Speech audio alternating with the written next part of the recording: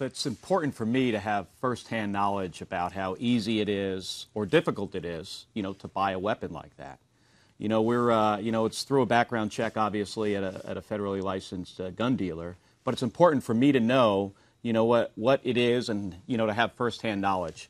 So in the future, I'm looking forward at some point to buying a gun, at a gun show, also possibly selling a gun. So I know really, the ins and outs of this issue.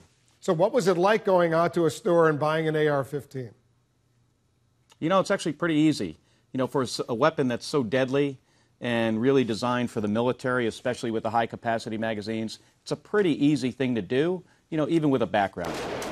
And speaking of background checks, this is going to be an important week here in the Senate Judiciary Committee as this bill gets marked up, and we're hopeful that something can be done in moving the background check legislation forward.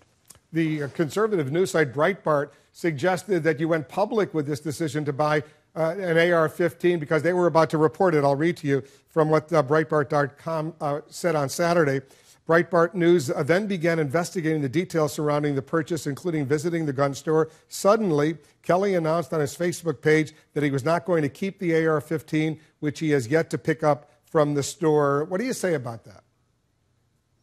Well, I don't know anything about who Breitbart is or anything about his website. We had a plan, to go in there to buy a 45, and if we had the opportunity to buy an AR-15 as well.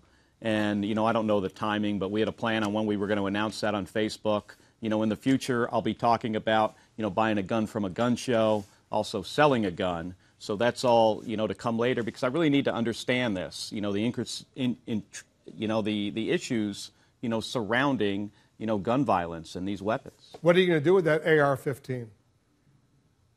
Well, the plan is to turn it into the Tucson Police Department. So once I get access, once I actually take possession of it, we'll be handing it into the Tucson PD. And you also bought a handgun, a .45 caliber, is that right? Yeah, that one I'll keep. Gabby and I are both gun owners, strong supporters of the Second Amendment. I've had guns all my life, so I'll be keeping the .45, turning in the AR-15. But the important thing that's actually coming up this week, like I mentioned, is what's going to happen to the Senate Judiciary Committee. It's really important that we get this gun, we get a universal background check passed. We'll see what happens. We'll, of course, be following it. But just to be precise, your intention was always to hand over the AR-15 to the police department? Yeah, absolutely. Yeah, I have no use for a gun like that. From my military experience, it's important that the military have assault weapons with high-capacity magazines. I really think that the access that the public has to these, it's too easy, as I demonstrated the other day. It's very easy to buy an assault weapon. They're readily available, and they really, they really shouldn't be.